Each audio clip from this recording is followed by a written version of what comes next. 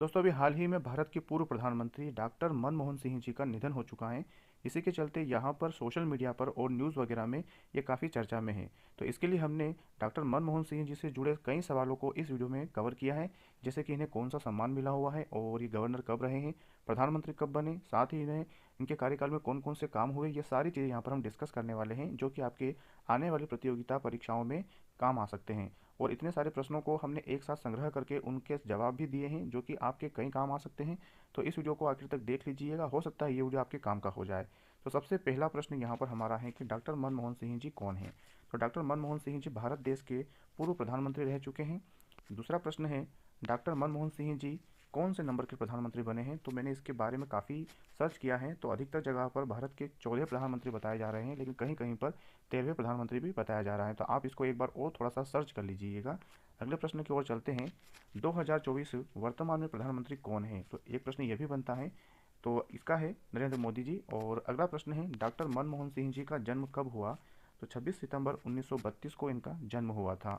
अगला प्रश्न है, डॉक्टर मनमोहन सिंह जी का जन्म कहाँ हुआ था। तो इनका जन्म अविभाजित भारत के पंजाब प्रांत के एक गांव में हुआ था, जो कि वर्तमान में अब जो है ये जगह पाकिस्तान में चली गई है।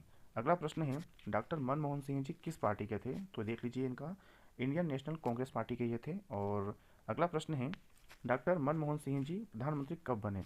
तो 2004 से 2014 तक ये प्रधानमंत्री रहे। अगला प्रश्न है, डॉक्टर मनमोहन सिंह जी के समय राष्ट्रपति कौन थे। तो दोस्तों, जब इनके बारे में इतनी चर्चाएं हो रही हैं तो हो सकता है इनसे जुड़े कई सवाल आपसे प्रतियोगी परीक्षाओं में पूछे जा सकते हैं। तो इनके समय में जो राष्ट्रपति थे वो थे प्रणब मुखर्जी। अगला प्रश्न हम देख लेते हैं, डॉक्टर मनमोहन सिंह जी के परिवार में कौन कौन है। तो पत्नी और इनकी 3 बेटियां हैं। आगे हम और भी इनके बारे में सारे प्रश्नों को देखेंगे। और दोस्तों, अगर आपको लग रहा है कि वीडियो किसी और के भी काम आ सकता है तो अपने दोस्तों के साथ में इसे ज़्यादा से ज़्यादा शेयर कर दीजिएगा, ताकि उन तक भी इन्फॉर्मेशन पहुंच जाए। और अगर वीडियो पसंद आया तो वीडियो को लाइक भी कर दीजिएगा। दोस्तों, अगला प्रश्न है, डॉक्टर मनमोहन सिंह जी के पिता का नाम क्या है। तो इनके पिता का नाम गुरुमुख सिंह कौर है। अगला प्रश्न देख लेते हैं, डॉक्टर मनमोहन सिंह जी की माता का नाम क्या है। तो इनकी माता का नाम था अमृत कौर। अगला प्रश्न देख लेते हैं, डॉक्टर मनमोहन सिंह जी की पत्नी का नाम क्या है। तो इनकी पत्नी का नाम है गुरशरण कौर। दोस्तों, डॉक्टर मनमोहन सिंह जी जो थी, इन्होंने पढ़ाई में बहुत कुछ किया है, लेकिन इनकी पढ़ाई भी इतनी आसान नहीं थी। जब इनके पिताजी का निधन हो गया था तो उन्होंने जो पढ़ाई की थी वो अपने दादा दादी जी के पास में रहकर पढ़ाई की थी। और इन्होंने लालटेन की सहायता से, यानी कि लालटेन में अपनी पढ़ाई को पूरा किया। और काफ़ी संघर्ष के साथ में इन्होंने इस पदवी तक ये पहुँचे और भारत के प्रधानमंत्री बने थे। देख लीजिए, अगला प्रश्न है, डॉक्टर मनमोहन सिंह जी ने पढ़ाई में क्या क्या किया है। तो वो हम चर्चा कर रहे हैं।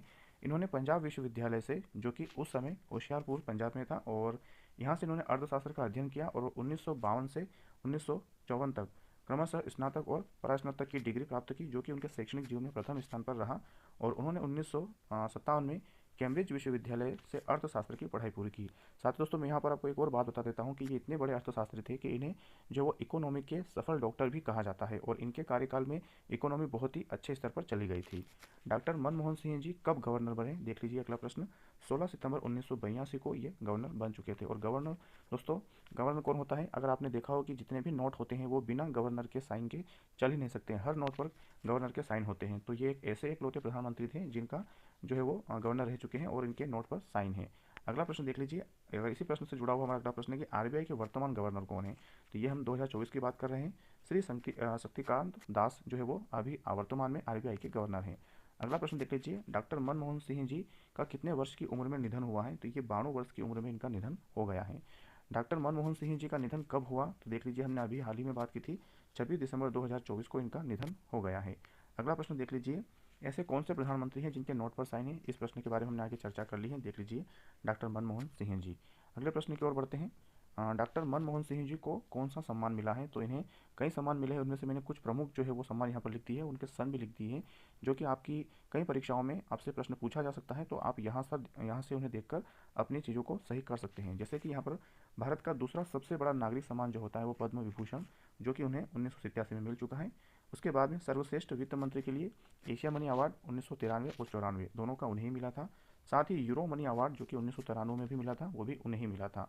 तो ये सारी चीज़ें उन्होंने प्राप्त की थी। और कई प्रश्न और भी रह चुके हैं जिनके हम आगे चर्चा कर लेते हैं। जैसा कि यहाँ पर दोस्तों, इनके कार्यकाल में बहुत सारे समझौते हुए, जिसमें से एक समझौता है अमेरिका के साथ परमाणु समझौता, जो कि 2008 में हुआ था। बाकी की चीज़ आप यहाँ पर पढ़ लीजिएगा।